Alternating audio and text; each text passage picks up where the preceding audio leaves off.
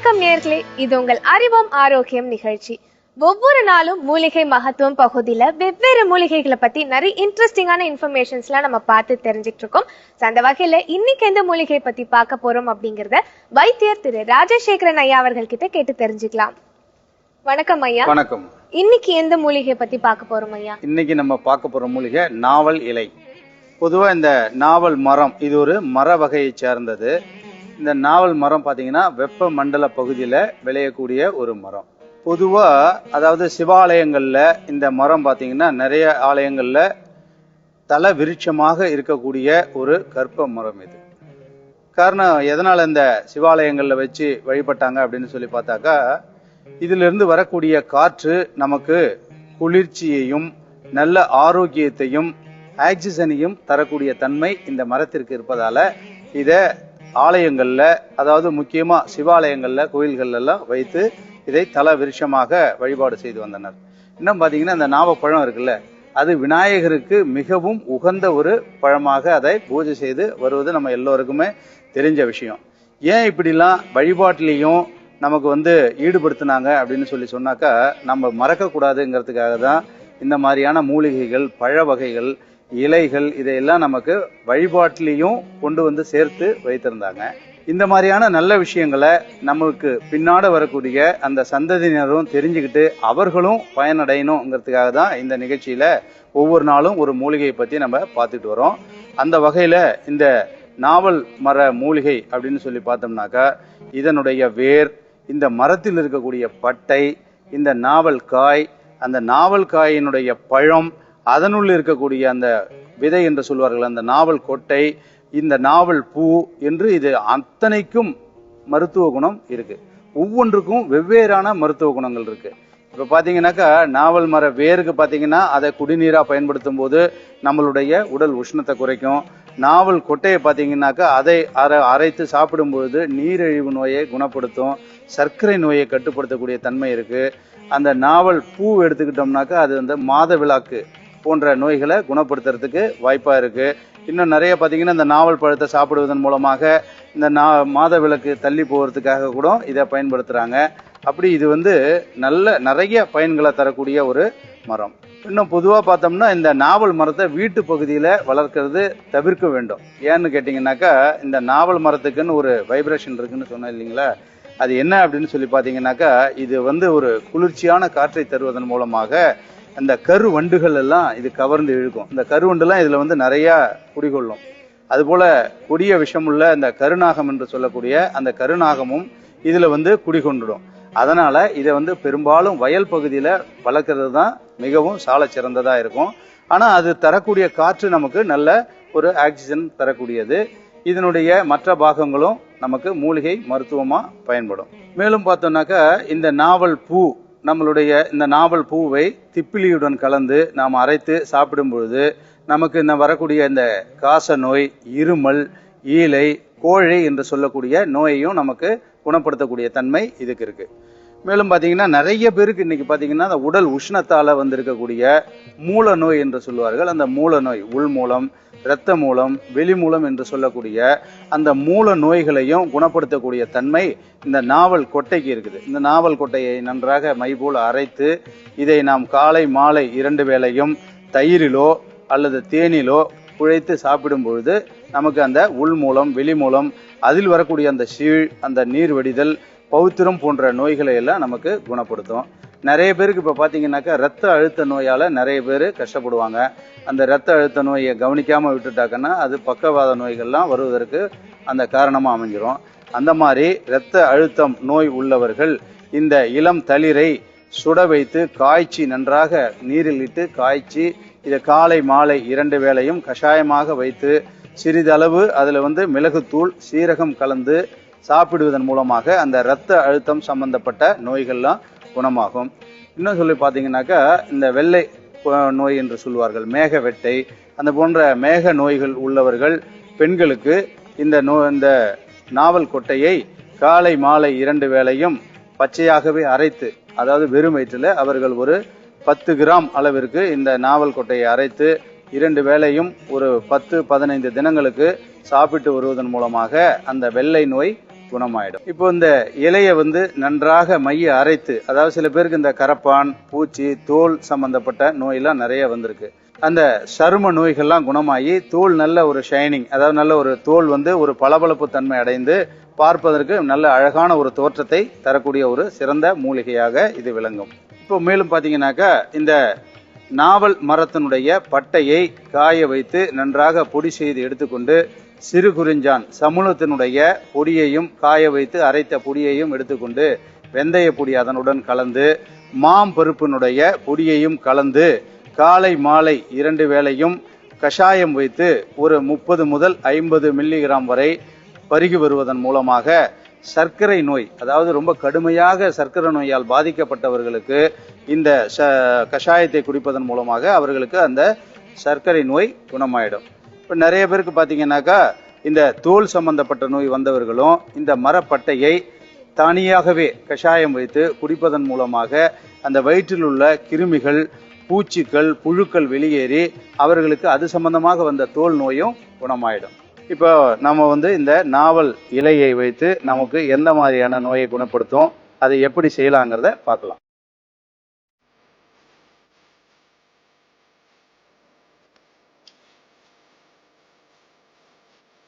இது இப்போ ஒரு கைப்பிடி அளவு நம்ம இந்த இலையை எடுத்துக்கிறோம்.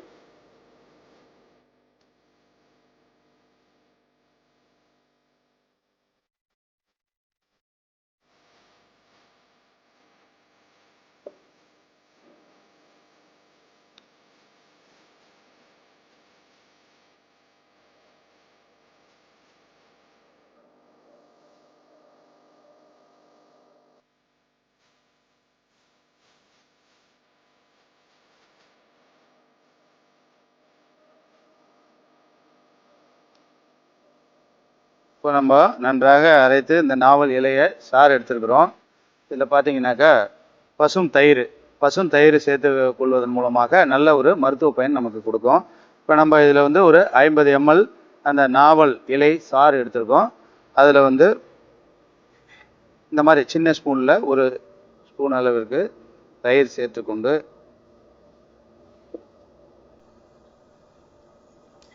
நல்லா கலக்கி காலை மாலை 2 வேளையும் 50 ml குடிப்பதன் மூலமாக மாதவிலக்கின் போது ஏற்படக்கூடிய அதிக இரத்த போக்கை கட்டுப்படுத்தக்கூடிய ஒரு தன்மை இதுக்கு இருக்கு.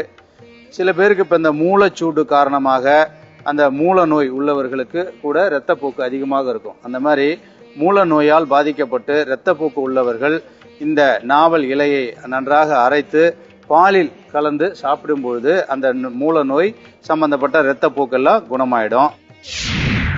நாவல் இலைச்சாறு தயாரிக்கும் முறை: மிக்சியில் நாவல் இலைகளை போட்டு 1-2ஆக அரைத்து பின்னர் தேவைக்கேற்ப தண்ணீர் சேர்த்து அரைத்து வடிகட்டி அதனுடன் தயிர் கலந்து எடுத்தால் நாவல் இலைச்சாறு தயார்.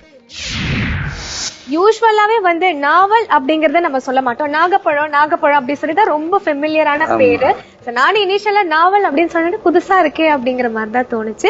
உண்மையான உச்சரிப்பு பாத்தீங்கன்னா நாவல் தான் இல்லைங்களா ஐயா? நாவல் இலையை பத்தி நிறைய விஷயங்கள் எங்களுக்காக இன்னைக்கு நீங்க சொன்னதுக்காக ரொம்ப நன்றி ஐயா. நன்றி.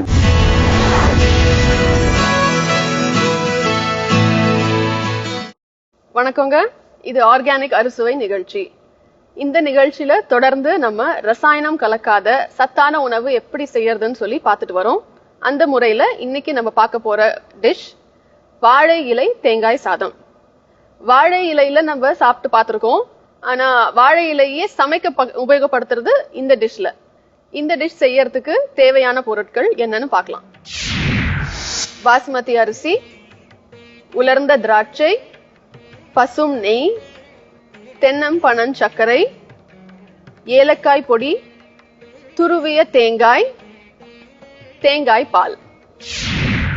இந்த டிஷ்க்கு பாஸ்மதி அரிசி எதனால பயன்படுத்துறோம் அப்படின்னா, பாஸ்மதி அரிசியில வந்துட்டு ஒரு நல்ல ஒரு அரோமா வரும், ஒரு வாசனை வரும்.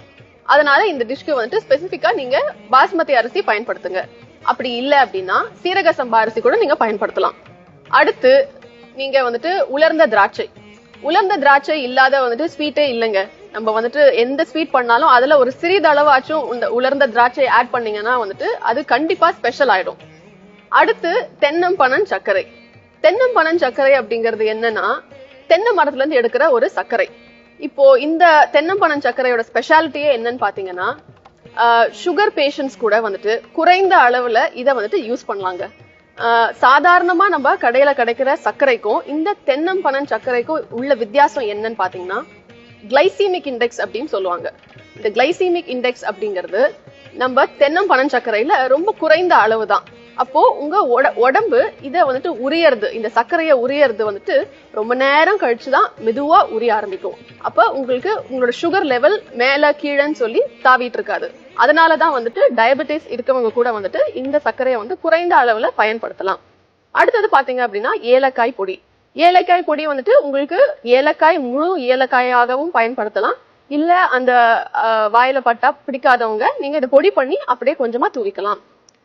அடுத்தது முக்கியமா இந்த டிஷ்க்கு தேவையானது என்னன்னு பாத்தீங்கன்னா தேங்காய், அதுக்கப்புறம் தேங்காய் பால். தேங்காய் பால் வேண்டாம்னு நினைக்கிறீங்கன்னா நீங்க சிறிதளவு பசும் பாலும் சேர்த்துக்கலாம். இப்போ இந்த வாழை இலை தேங்காய் சாதம் நம்ம எப்படி செய்யறதுங்கிறத பார்க்கலாம். முதல்ல கொஞ்சமா இந்த நெய், நல்ல பசும் நெய் எடுத்துக்கோங்க. ஒரு ஸ்பூன் அளவு எடுத்துக்கிட்டீங்கன்னா போதும். இப்போ நம்ம திராட்சைய கொஞ்சமா இதுல வதக்க போறோம். திராட்சை அளவு வந்துட்டு ஒரு 6-7 போட்டீங்கன்னாலும் பரவாயில்ல. உங்களுக்கு ரொம்ப பிடிச்சமான ஒரு உணவு அப்படின்னா நீங்க ஜாஸ்தியா கூட போட்டுக்கலாம்.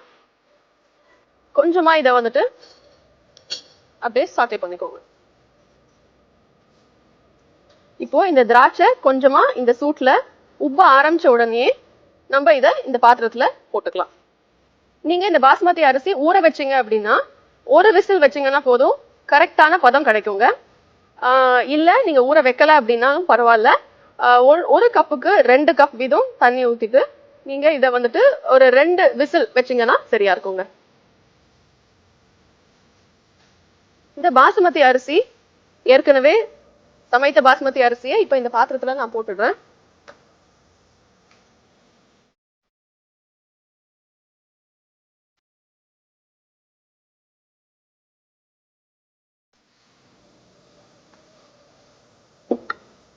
இந்த மாதிரி வந்துட்டு உதிரி உதிரியா வரணுங்க. அது ரொம்ப முக்கியம். ஏன்னா நம்ம இதை வந்துட்டு வாழை இலையிலேயே சமைக்க போறோம். அப்போ சமைக்கும் போது மறுபடியும் இன்னும் கூட உங்களுக்கு வந்து அந்த ஈரப்பதம் ஜாஸ்தி ஆகுங்க. அதனால கொஞ்சம் இப்படி விதையா இருந்ததுன்னா நல்லா இருக்கும். இது போதும். இப்போ திராட்சை ரெடியா இருக்கு. நம்ம இதை சிம்ல வச்சுட்டு இதை அது கூட கொட்டிடலாம்.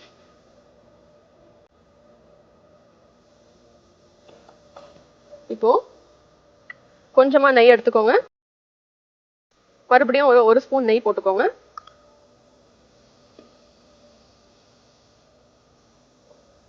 தென்னம்பனஞ் சர்க்கரை 2 டேபிள் ஸ்பூன் அளவுக்கு போட்டுக்கோங்க, போதும். இப்போ இது கூட தேங்காய் பால், தேங்காய் பால் கொஞ்சம் ஊத்திக்கோங்க. நல்லா இது அதோட கலந்துடணுங்க. இது கொஞ்சம் சூடாகட்டும். இதுலயே நம்ம வந்துட்டு துருவிய தேங்காயையும் ஆட் பண்ணிக்கலாம். இப்ப பாத்தீங்கன்னா இது நல்லா கலந்துடுச்சு, அந்த சர்க்கரையும் பாலும். இது கூட நம்ம ஒரு 2 டேபிள் ஸ்பூன் அளவுக்கு தேங்காய் ஆட் பண்ணிக்கலாம்.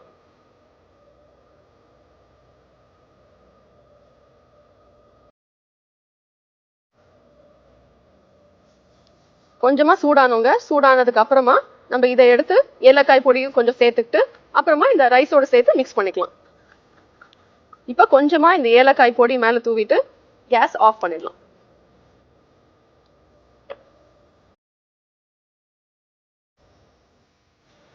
இப்போ இந்த கலவையை அப்படியே நம்ம ரைஸ்க்கு ஆட் பண்ணிடலாம்.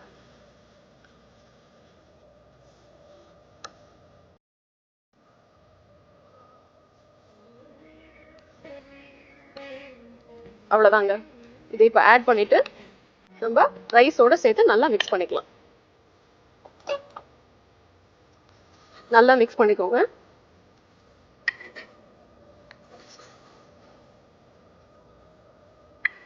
இப்போ நம்ம வாழை இலைய கொஞ்சமா லைட்டா உலர்த்திக்கலாம். உலர்த்தினோம்னா தான் நம்மளுக்கு வந்துட்டு வாழை இலை சீக்கிரம் கிழியாதுங்க. ஏன்னா இப்போ நீங்க ரைஸை அந்த வாழை இலைக்குள்ள வச்சு நீங்க ஸ்டஃப் பண்ணணும். ஒரு 2 ஸ்பூன் அளவுக்கு நீங்க உள்ள வச்சு ஸ்டஃப் பண்ணீங்கன்னா ஒரு வாழை இலை கரெக்டா இருக்கும். இப்போ இது கலந்தாச்சு. இப்போ இந்த இலைய கொஞ்சமா வாட்டிக்கலாங்க. கொஞ்சம் சிம்லயே வச்சுக்கோங்க. இப்படி 2 பக்கமும் கொஞ்சம் லைட்டா வாட்டினீங்கன்னா போதும். கொஞ்சம் அது சாஃப்ட் ஆயிடும். சாஃப்ட் ஆச்சுன்னா உங்களுக்கு வந்து இலை கிழியாது. நீங்க உள்ள ரைஸ் வச்சு ஸ்டஃப் பண்ணும்போது ஒரு 2-3 இலை இந்த மாதிரி பண்ணிக்கோங்க.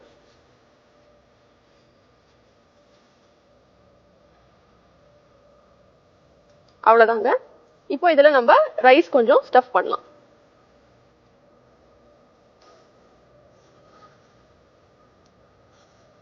ஒரு ஸ்பூன் இல்ல 2 ஸ்பூன் அளவு இருந்துச்சுன்னா போதுங்க. இப்படி நடுவுல வச்சுட்டு இந்த பக்கத்துல இருந்து இப்படி மடிச்சுக்கோங்க. இப்போ இப்படி 2 பக்கமும் மடிச்சுட்டு இந்த பக்கத்துல இருந்து கொஞ்சமா மடிச்சுக்கோங்க. அதே மாதிரி இந்த பக்கத்துல இருந்து மடிச்சுக்கோங்க. அவ்வளவுதான். இப்படி ஒரு பார்சல் மாதிரி பண்ணிக்கோங்க. இதே மாதிரி நம்ம இன்னொரு இலையிலையும் பண்ணிக்கலாம். 1 இல்ல 2 ஸ்பூன் வச்சீங்கன்னா போதுங்க. ஏன்னா இது மறுபடியும் நம்ம வந்துட்டு பேன்ல வச்சு கொஞ்ச நேரம் குக் பண்ண போறோம். நிறைய போட்டாலும் உங்களுக்கு வந்துட்டு இலையில நிக்காது, கொஞ்சம் வெளியில வந்துடும். அதை தவிர்க்கிறதுக்காக நம்ம கொஞ்சமா ஆட் பண்ணிக்கிட்டா போதும். அவ்வளவுதான். இப்படி இந்த பக்கத்துல இருந்து மடிச்சுட்டு ஒரு பார்சல் பண்ணிக்கோங்க. இப்போ என்ன பண்ணணும்னா இந்த மாதிரி ஒரு பிளாட்டான ஒரு பேன் எடுத்துக்கோங்க. இதுல ஒரு ஸ்பூன் நெய் விட்டுக்கோங்க. எல்லா பக்கமும் ஸ்ப்ரெட் ஆகுற மாதிரி வச்சுட்டு கொஞ்சம் சூடான உடனே நம்ம இந்த வாழை இலை இதை வந்து உள்ள வச்சிடலாம். வாழை இலைக்கு இருக்க ஸ்பெஷாலிட்டி என்ன அப்படின்னு பாத்தீங்கன்னா, இதை நீங்க குக் பண்ணும்போது கொஞ்சம் இதுல இருந்து வந்துட்டு ஒரு மைல்டு ஃபிளேவர் வருங்க. ஒரு ஸ்வீட்டான ஒரு ஃபிளேவர் கொடுக்கும் உங்களுக்கு. அதனால ஒரு ஸ்வீட் டிஷ் நீங்க இதை சமைச்சீங்க அப்படின்னா வந்துட்டு இன்னும் தூக்கலா இருக்கும். இது வச்சுக்கலாம். இப்படி கொஞ்சம் அந்த இலை வந்துட்டு ஒரு ப்ரௌனிஷ் கலர் வர வரைக்கும் நம்ம வந்துட்டு இதை அப்படியே விட்டுடலாம். மறுபடியும் இதை வந்துட்டு இந்த பக்கம் திருப்பி போடணுங்க. இப்ப பாருங்க, ஒரு பக்கம் உங்களுக்கு வந்துட்டு வெந்துடுச்சு, இலையோட கலர் மாறி இருக்கு. இப்போ நம்ம இந்த பக்கம் திருப்பி போட்டுக்கலாம்.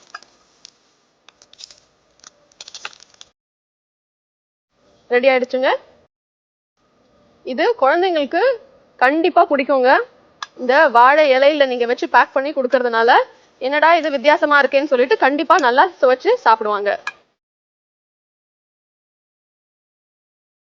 இப்போ இத பிரிச்சு பார்க்கலாம். நல்லா சூடா ஆவி பறக்க நீங்க இத உங்களோட குடும்பத்தினருக்கு கொடுத்து வச்சு பாருங்க. வாழை இலை தேங்காய் சாதம் செய்யும் முறை. வாணலியில் நெய்யூற்றி அதில் தென்னம் பனம் சர்க்கரை போட்டு அதனுடன் தேங்காய் பால் ஊற்றி நன்கு கலந்து கொள்ளவும். பின்னர் துருவிய தேங்காய் மற்றும் ஏலக்காய் தூள் சேர்த்து கலந்த பின் பாசுமதி அரிசியுடன் போட்டு கிளறவும். வாழை இலையை நெருப்பில் வாட்டி அதில் பாசுமதி அரிசியை வைத்து நன்கு மடித்து நெய்யூற்றிய இரும்பு சட்டியில் வேக வைத்து எடுத்தால் வாழை இலை தேங்காய் சாதம் தயார். இதுதாங்க வாழை இலை தேங்காய் சாதம். இது கண்டிப்பா வீட்ல இருக்க அனைவரும் ரொம்ப ரசிச்சு சாப்பிடுவாங்க. நீங்களும் உங்க வீட்ல இதை செஞ்சு பார்த்து எங்களுக்கு சொல்லுங்க.